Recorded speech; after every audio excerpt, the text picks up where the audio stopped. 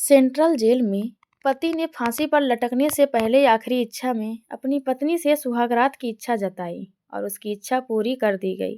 जब वह कैदी जेल के अंदर ही बीवी से सुहागरात मनाने लगा तो ऐसा क्या हुआ कि जिसे देखकर सारे पुलिस वालों की चीखें निकल गई। मैंने कमरे में 2 खुफिया कैमरे लगा दिए थे। यह बहुत ही घटिया हरकत थी, मगर मैं अपने से ऊपर मौजूद लोगों के हाथों मजबूर था और जेलर साहब की इच्छा थी कि मैं उस कमरे में कैमरे लगाऊं, जहां अब से कुछ देर बाद एक कैदी को उसकी बीवी से मुलाकात करवाई जानी चाहिए थी। मुझे जेलर साहब की बात समझ में नहीं आ रही थी कि पहले तो वह एक सजाए मौत के कैदी की ऐसी इच्छा मानने को बड़ी आराम से राजी हो गए थे, जो बहुत ही अजीबो-गरीब थी। और फिर उसके बाद उस कमरे में कैमरे लगवाकर तो उन्होंने हर हद पार कर दी थी। लेकिन जेलर साहब से हर किस्म की काम की जा सकती थी।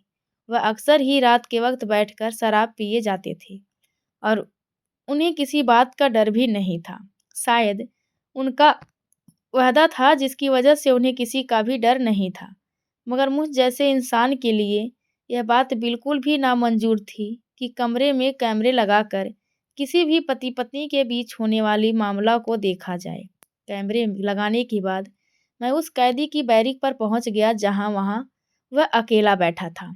मैं जब भी उसका चेहरा देखता तो मुझे अजीब सा एहसास होता। 2 दिन के बाद उसे सजाए मौत होने वाली थी और उसके चेहरे पर ऐसा सुकून था जैसे उसने कत्ल नहीं किया हो बल्कि कोई अच्छा किया हो। उसके चेहरे पर मौत का डर बिल्कुल नहीं था और ना ही अपने किए पर कोई पछतावा। अब भी वह बहुत सुकून से बैठा था। मैं उसके पास जाकर पंजों के बल बैठा और उसकी आंखों में आंखें डालकर उससे पूछा, क्यों भाई कैदी नंबर 412, तुम्हें मौत का डर नहीं है? हद है, तुम तो मरने से पहले भी अपनी बीवी के साथ सुहागरात मनाना चाहते हो। मेरी मानो तो अपनी इस इच्छा से पीछे हट जाओ और ऊपर वाले को याद करो। मेरी बात का उसने कोई जवाब नहीं दिया। मैं बस उसके चेहरे को पढ़ता वहां से खड़ा हो गया। मैंने आज तक ऐसा सुकून किसी भी चेहरे पर नहीं देखा था। बस यही बात मुझे बार बार ताजुब कर रही थी कि मौत को सामने देखकर भी वह कैसे चैन से रह सकता है। मैं नहीं चाहता था कि उसकी बीवी उस कमरे पर जाए, लेकिन यह सब मेरे हाथ में नहीं था। उस कैदी की उम्र बस 25 साल की थी। उसने अपने जिगरी यार को कत्ल किया था और उसी के मौत के जुर्म में वह यहाँ तक पहुँचा था। लेकिन हैरत की बात थी कि यह कत्ल उसने क्यों किया था, यह बात कोई भी नहीं जानता था। न उसने कुछ वजह बयान की थी, बल्कि उसने खुद पुलिस को अपनी गिरफ्तारी दी थी और इस बात का खुलासा भी किया था कि वह कातिल है। लेकिन जब उसने कत्ल की वजह पूछी गई तो उसने अपनी जुबान पर ताला लगा लिया। अदालत में भी उसने खुद स्वीकार किया कि वह कातिल है, मगर कत्ल की वजह तब भी नहीं बताई और चूंकि उसने खुद जुर्म कबूल किया था, इसीलिए उसे सजाए मौत दे देगी। उसकी बीवी से भी इस मामले पर काफ़ी पूछताछ की गई, लेकिन उसने साफ इनकार करते हुए यही कहा था कि उसे कुछ भी मालूम नहीं है। उसका पति नीरज और उसका दोस्त राजेश एक दूसरे से बहुत ज़्यादा करीब थे और उसके बीच कोई ऐसा झगड़ा नहीं था कि जिसकी वजह से उसका पति यह कत्ल करता। थोड़ी ही देर के बाद मुझे वायलेंस पर सूचना मिली कि कैदी नंबर 412 की बीवी आ गई है। यह सुनकर मैं कुछ परेशान हो गया। दरअसल मेरी परेशानी की वजह वह कैमरे थे।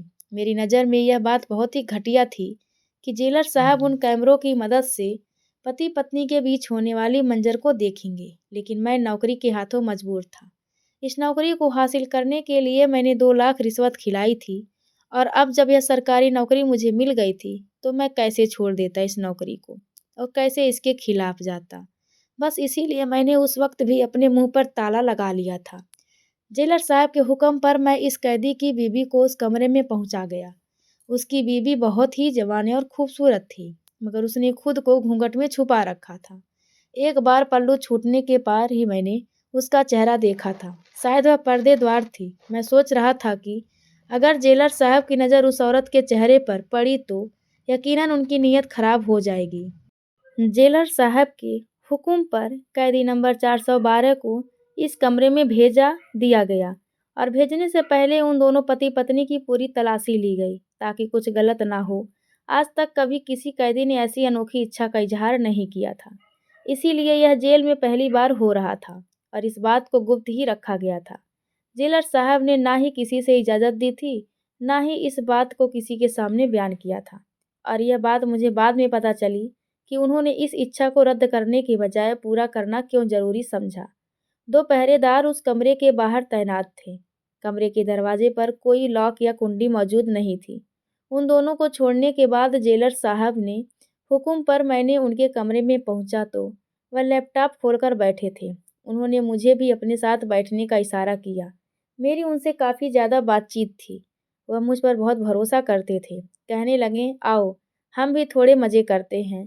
और यह सुनकर मैं शर्मिंदा हो गया और मैंने कहा कि नहीं साहब, मैं जेल का राउंडर लगा के आता हूँ, आप बैठिए। लेकिन वह ना माने और कहने लगे, तू भी मेरे साथ बैठ जाओ। मरने से पहले उस कैदी की अजीब और गरीब इच्छा ने मुझे मजबूर किया कि मैं देखूं तो सही आखिर उसकी बीवी में ऐसा क्या है जो उसे मौत के वक्त भी अपनी बीवी से सुहागरात करने की इच्छा जागी है।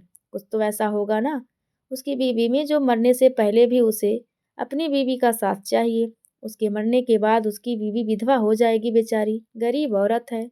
हम ही उसके खाने पीने का कुछ इंतजाम कर देंगे। यह कहकर वह बहुत जोर जोर से हंसे थे और उनकी हंसी में मौजूद मक्कारी और कमीनगी मुझे साफ दिखाई देती थी। मैं जान गया था कि उनकी नीयत बहुत खराब है। उसकी मजबूरी का फायदा वह उठाएंगे। वह इस वीडियो की मदद से उसको ब्लैकमेल करके बड़े आराम से अपने गंदे मकसद हासिल कर सकते थे। और यह बात समझ में आते ही मुझे अपने आप से घिन आने लगी कि मैंने उनके कहने पर कैमरे क्यों लगवाए। एक इज्जतदार औरत सारी जिंदगी उनके पैरों में रोने वाली थी। मैं खुद शादीशुदा था, इसीलिए शायद हर बात को बहुत ज़्यादा महसूस कर रहा था। जेलर साहब ने ज़बरदस्ती मुझे अपने साथ बिठाया। स्क्रीन पर उस कमरे के अंदर का मंजर नज़र आने लगा। बहुत हाई क्वालिटी के कैमरे थे। वॉइस का ऑप्शन भी मौजूद था और उस कमरे में होने वाली हर बात भी हमें साफ साफ सुनाई दिखाई दे रही थी। जिले जेलर साहब की नज़र स्क्रीन पर जम गई। मैं कभी स्क्रीन पर नज़र डालता तो कभी शर्मिंदगी से सर झुका लेता। उस कैदी ने अपनी बीवी को हाथ पकड़कर बिस्तर पर बिठाया था और उसकी पल्लू को चेहरे से हटा दिया था। स्क्रीन पर उसकी बीवी का चेहरा नज़र आते ही जेलर साहब अपनी गंदी जुबान से उस औरत की खूबसूरती की तारीफ कर रहे थे और फिर स्कीपर से आती आवाज़ ने हम दोनों को ही चकरा कर रख लिया। वह दोनों एक दूसरे से बात कर रहे थे। मेरी नज़र भी स्क्रीन पर जम गई और फिर जो मंजर हमने देखा, हमारी चीख निकल गई। उस कैदी की बीवी ने सुहागरात के दौरान ऐसी हरकत की जो शायद कोई भी औरत नहीं कर सकती। वह तो अपने पति से भी ज़्यादा ताकतवर निकली और देखते ही देखते उसने अपने पति को, अब समझ में आया था कि उसके पति ने आखिरी इच्छा में अपनी बीवी के साथ इस तरह का इच्छा इजहार क्यों किया था। जेलर साहब फौरन उस कमरे की तरफ दौड़ पड़े। मैं भी उसके पीछे पीछे भागा और जब हम कमरे में दाखिल हुए तो वह कैदी बिस्तर पर पड़ा था। उसकी सांस तेज तेज चल रही थी और उसकी बीवी जल्दी से चेहरा छुपा लिया था। जेलर साहब ने आओ देखा ना ताओ उस औरत का हाथ पकड़ा और खींचते हुए अपने कमरे में ले गए और मैं उस कैदी के पास खड़ा रह गया। वह चीखते हुए मुझसे पूछ रहा था उसकी बीवी को क्यों ले जाया गया, लेकिन मैं उसके सवाल का जवाब नहीं दे सकता था क्योंकि मैं जानता था कि अब जेलर साहब उस औरत के साथ कैसा सलूक करेंगे। जो कुछ उस औरत ने अपने पति के साथ किया था उसके बाद तो जेलर साहब उसे किसी सूरत बख्शने वाले नहीं थे। मैंने उस कैदी को बैठने का इशारा किया और खुद भी उसके सामने बैठ गया और यह पहली बार था जब मैंने आज उसकी आवाज़ सही तरीके से सुनी थी, वरना वह कभी बात ही नहीं करता था। मैंने उससे कहा कि अपने बारे में सब कुछ सच सच बताओ और तुमने यह गुनाह क्यों किया, यह भी बता दो। उसने फिर खामोशी से सर झुका दिया। तो मैंने उसे सख्ती से कहा कि जो कुछ भी इस कमरे में तुम दोनों पति पत्नी के बीच हुआ है वह सब कैमरे में रिकॉर्ड है। अगर तुम अपने जुर्म की वजह नहीं बताओगे तो यह रिकॉर्ड दुनिया के सामने पेश कर दी जाएगी। तुम्हारी बीवी की इज्जत है, इसीलिए बेहतर है कि तुम मुझे वह वजह बता दो जिस वजह से तुम यहाँ हो और यह बात भी बताओ कि तुमने क्यों आखिरी इच्छा के तौर पर अपनी बीवी को यहाँ बुलवाया। रिकॉर्डिंग वाली बात सुनकर उस कैदी के चेहरे पर एक अजीब सी मायूसी पैदा हुई थी और फिर उसने धीरे धीरे हर बात बतानी शुरू कर दी। उसका नाम नीरज था। बचपन से ही उसकी और राजेश की बड़ी गहरी दोस्ती थी। उसके लिए उसका दोस्त उसकी ज़िंदगी था और दोस्त के बगैर वह कभी कोई कदम नहीं उठाता था। दोनों दोस्तों ने न सिर्फ शिक्षा एक साथ हासिल की बल्कि एक ही कंपनी में नौकरी भी करने लगे। नौकरी कुछ बेहतर हुई तो घर वालों ने शादी के बारे में बात की और फिर उनके माँ बाप ने अपनी पसंद से ही उसके लिए एक लड़की का इंतजाम कर लिया। और इस तरह नीरज की ज़िंदगी में उसकी बीवी रागिनी आ गई। खूब धूमधाम से उन दोनों की शादी हुई और उसकी शादी पर अगर कोई सबसे ज़्यादा खुश था तो वह उसका दोस्त राजेश था। रागिनी अपने साथ अपनी अच्छी किस्मत भी लेकर आई और नीरज का प्रमोशन हो गया। राजेश उसी जगह पर रह गया जहाँ वह पहले था, क्योंकि राजेश का ध्यान नौकरी से कहीं ज़्यादा दूसरी चीज़ों पर था। शायद इसीलिए वह तरक्की भी नहीं कर सकता था।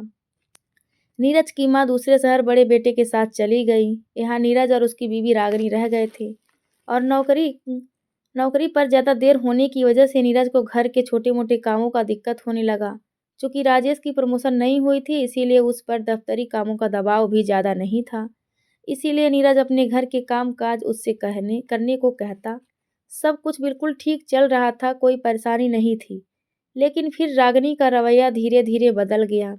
वह हर वक्त परेशान नज़र आती, नीरज से बात करने से भी कतराती। उन दोनों के बीच अजीब-सी दूरी पैदा हो गई थी और घर में भी खामोशी रहने लगी थी। नीरज इस बात को बहुत ज़्यादा महसूस कर रहा था कि रागिनी किसी बात से परेशान है, लेकिन उसके पूछने पर भी रागिनी ने कभी कोई जवाब नहीं दिया। और फिर एक दिन जब नीरज ने सख्ती से पूछा, रागिनी से कहा कि क्या बात है, तो उसने ऐसी बात कही जो नीरज ने कभी सोचा नहीं था। उसने बताया राजेश इस पर बुरी नज़र रखता है और उसे परेशान करता है। और यह सुनकर नीरज गुस्से में आ गया। उसे अपनी बीवी बहुत प्यारी थी, लेकिन साथ ही राजेश की दोस्ती पर भी पूरा भरोसा था। वह कहने लगा तुम्हें कोई गलतफहमी हुई होगी, लेकिन रागिनी का कहना था कि उसने खुद इस बात को महसूस किया है। नीरज को रागिनी की बात पर हरगिज भी यकीन नहीं आ रहा था और फिर उसने अगले दिन भी राजेश को पैसे देकर कुछ खरीदने को दिया, जो उसे ऑफिस से वापसी में खरीदते हुए रागिनी के घर पहुंचाना था। राजेश खुशी-खुशी पैसे लेकर निकल गया तो नीरज ने के दिल में यह बात आई कि उसे भी पीछे जाकर देखना चाहिए कि रागिनी ठीक कह रही है या फिर उसे कोई गलतफहमी हुई है। राजेश के पीछे जब नीरज घर पहुंचा तो उसकी सरगोशी की आवाज़ आ रही थी। वो ड्राइंग रूम के दरवाजे पर ही रुक गया। राजेश और उसकी बीवी ड्राइंग रूम में बात कर रहे थे और उन दोनों की बातों ने नीरज को हक्का-बक्का कर दिया था। वह कह रही थी कि बस राजेश बहुत हो गया, अब तुम अपनी हद में रहो। और राजेश उससे कह रहा था कि अगर रागिनी ने उसकी बात नहीं मानी, तो वह ज़बरदस्ती अपनी हद पार कर लेगा। अब सच सामने था, रागिनी जो कुछ कह रही थी वह सब कुछ सच था, लेकिन इसमें इतनी हिम्मत नहीं थी कि उन दोनों के सामने जाता। जिस दोस्त पर उसे बहुत मान था, उस पर भरोसा करके वह उसे अपने घर भेजा करता था, उसी दोस्त ने उसकी पीठ पर खंजर घोंपा था। उसने उल्टे कदमों घर से बाहर निकल गया। इस बात को 2 दिन गुजर गए थे और नीरज के दिल में एक आग सी जल रही थी। उसने अपनी बीवी रागिनी को रहने के लिए मैके भेजा और खुद ऑफिस से वापसी में राजेश को अपने साथ घर ले आया। वह राजेश से जानना चाहता था कि उसने ऐसा क्यों किया, लेकिन जब यही बात उसने अपने दोस्त को पूछी तो उसके दोस्त ने जो कुछ उससे कहा, वह सुनकर उसे बहुत गुस्सा आ गया। उसके दोस्त ने कहा रागिनी का पहले भी कई लड़कों के साथ चक्कर थे, उसका चलन ठीक नहीं है। यह सुनकर नीरज गुस्से में आ गया। उसने गुस्से में उसके दोस्त को मारना शुरू कर दिया। उसने भी पलटकर हाथ उठाया तो नीरज ने गुस्से में वहीं रखी फ्रूट काटने वाली छुरी उठाकर उस पर वार किया और यह सब कुछ इतना अचानक हुआ कि सीधे उसका हाथ का नस कट गया। कुछ ही देर में उसके दोस्त ने उसी कमरे में दम तोड़ दिया और जब नीरज को होश आया तो सब कुछ खत्म हो चुका था। उसने खुद ही पुलिस को फ़ोन करके खबर दी, क्योंकि वह कोई मुजरिम नहीं था। वह खुद भी सदमे में था कि उसने यह क्या किया है। और फिर नीरज ने खुद ही अपना गुनाह स्वीकार करने करते अपने आप को पुलिस के हवाले कर दिया। 4 महीने केस चलने के बाद नीरज को सजाए मौत की सज़ा सुना दी गई थी। लेकिन हैरत की बात थी कि मौत की सज़ा सुनने के बाद भी उसकी आंखों से कोई आंसू नहीं गिरा था। वह बिल्कुल खामोश था और एक बार उससे जेल में मुलाकात करने के लिए उसकी बीवी आई थी, लेकिन बहुत ही सरसरी सी मुलाकात थी। और फिर कैदी ने मरने से पहले अपनी बीवी से सुहागरात की इच्छा जता दिया। मुझे और जेलर साहब को लगा था कि शायद वह अपनी बीवी से बहुत मोहब्बत करता है और इसीलिए उसे आखिरी बार मिलना चाहता है, लेकिन स्क्रीन पर नजर आने वाले मंजर तो कुछ और ही बयां कर रहे थे। जब उसकी बीवी उससे मिलने के लिए आई, उसने उसे अपने सामने बिठाया और उसे कहने लगा कि तुम्हारा सच मुझे पता चल गया है। मैं जान गया हूँ कि तुम गुनहगार हो। मेरा दोस्त नहीं बल्कि तुम थी। यह कहकर उसने अपनी बीवी के कपड़े को उसके वजूद से खींचा और कहने लगा, तुम्हें खुद का इज्जत उछालने का बहुत शौक है। आज मैं तुम्हारा इज्जत लूटूं। और यह सुनते ही उसकी बीवी बोल पड़ी कि कल तुम्हें मौत की सजा हो जाएगी। अगर तुम मेरे साथ यहाँ कुछ गलत करोगे तो फिर तुम्हें कुछ हासिल नहीं होगा। हाँ, यह सब सच है कि मुझे तुमसे ज़्यादा तुम्हारे दोस्त पसंद आ गया था, इसीलिए मैं उसे अपनी तरफ बुलाने लगी। लेकिन वह हर बार तुम्हारी दोस्ती को बीच में लाता और यही कहता कि तुम्हारे साथ कोई धोखा नहीं कर सकता। वह तो तुम्हें मेरा सच बताना चाहता था। वह जानता था कि मेरे कई लड़कों के साथ संबंध रहे हैं और इसीलिए मैंने डर के मारे तुम्हारे दिल में उसके लिए गलत बातें डालना शुरू कर दी, ताकि अगर वह कभी तुम्हें कुछ कहे तो भी तुम यकीन ना करो। मैं चाहती थी कि तुम मुझसे दूर रहो और तुम्हें मेरा सच पता ना चले। और जब तुम दोनों की दोस्ती में दूरी आती तो मेरे लिए राजेश को हासिल करना भी आसान हो जाता। यह सुनते ही नीरज ने उस पर हमला किया किया था और बदले में रागिनी ने उससे भी ज़्यादा ताकत से उसे धक्का देकर मारना शुरू किया था। वह नीरज से भी ज़्यादा ताकतवर निकली थी। और यही सब कुछ सुनने और देखने के बाद मैं और जेलर साहब भागते हुए उस कमरे में आए थे। और अब सही समय सही तरह से मुझे सारा सच पता चल गया था। मैंने फिर पूछा, लेकिन अपनी बीवी को तुमने यहाँ क्यों बुलवाया था? यह सुनकर नीरज कहने लगा कि उस वक्त तो जज्बात में आकर मैंने दोस्त का कत्ल कर दिया था, लेकिन फिर जब मेरी बीवी मुझे यहाँ मिलने आई थी तो उसकी बातों से मुझे एहसास हो गया कि कहीं ना कहीं वही गलत है। मैंने किसी को भी मेरे दोस्त की मौत के पीछे की वजह नहीं बताई कि मेरी बीवी की इज्जत खराब हो जाती, लेकिन अब मुझे लगने लगा था कि मेरी बीवी ठीक नहीं है। और फिर मेरे दिल में यह बात बैठ गई कि मरने से पहले सच्चाई जरूर जानूं। इसीलिए मैंने उसे मिलने के लिए बुलाया। लेकिन अगर वह मेरे सामने आकर अपना सच स्वीकार ना भी करती तो भी मुझे कोई फ़ायदा ना होता। इसीलिए मैंने सुहागरात की बात की, क्योंकि इतने दिनों में मैं जेलर साहब की फितरत से अच्छी तरह से समझ गया था।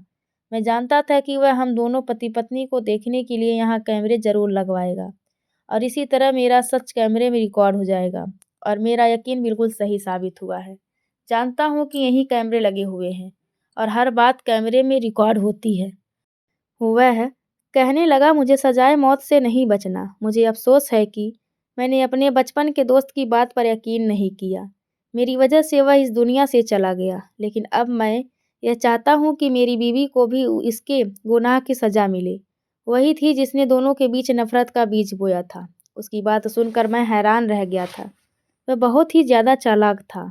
जेलर की फितरत को भांप कर उसने यह सारा खेल खेला था और वह कामयाब भी हो गया था। उसकी बीवी का असल चेहरा कैमरों में रिकॉर्ड हो गया था और अब उसकी बीवी को भी जो भी सज़ा दी जा सकती थी। लेकिन यह सब कुछ जेलर के हाथों में था। मैंने कैदी नंबर 412 को वापस उसकी बैरिक में भेज दिया। अगले दिन उसे सजाए मौत होने वाली थी, लेकिन यह सच्चाई खुलने के बाद केस की फिर से जांच की गई। नीरज ने जानबूझकर पहले से मारने की साजिश नहीं की थी। वो खुद भी धोखे का शिकार हुआ था। सारी चीज़ों को ध्यान में रखकर उसकी मौत की सज़ा को हटाकर उसकी सज़ा कम कर दी गई थी। उनको 10 साल की सज़ा दी गई थी। मैं वापस जेलर साहब के कमरे में पहुंचा तो उनके कमरे का दरवाज़ा बंद था। मैं जानता था कि वह इतनी आसानी से अब उस औरत को नहीं छोड़ता। मैं खामोशी से वहाँ से हटकर जेल के राउंड पर निकल गया और सोच रहा था कि एक औरत कितनी जिंदगियां बर्बाद कर सकती है। अब तक रागिनी ने ना जाने कितने लड़कों की जिंदगी खराब की थी और आखिर में उसने अपने पति को सजाए मौत की दहलीज पर पहुंचा दिया था। यह सब कुछ करने के बाद वह खुद भी नहीं बच सकी। पता नहीं अब जेलर साहब कब तक उसे हवस का निशाना बनाने वाले थे। शायद वह भी यहाँ आने वाली औरतों की लिस्ट में शामिल होने वाली थी। इस जेल में नौकरी करते हुए मैंने एक बात बहुत अच्छी तरह से समझ ली थी कि ज़्यादातर जुर्म जज्बात में आकर और सच जाने बगैर ही किए जाते हैं। इसीलिए मैं यह बात ज़रूर कहूँगा कि कोई भी कदम उठाने से पहले इंसान को एक बार सच्चाई ज़रूर जाननी चाहिए। आशा करती हूँ दोस्तों आप लोगों को यह कहानी पसंद आई होगी। कहानी पसंद आई हो तो लाइक, शेयर और कमेंट जरूर करना बिल्कुल भी मत भूलिएगा। तो चलिए दोस्तों, मिलते हैं नेक्स्ट किसी नई कहानी के साथ। तब तक के लिए बाय बाय। अपना ख्याल रखिए। धन्यवाद आप सबका इस कहानी को सुनने के लिए।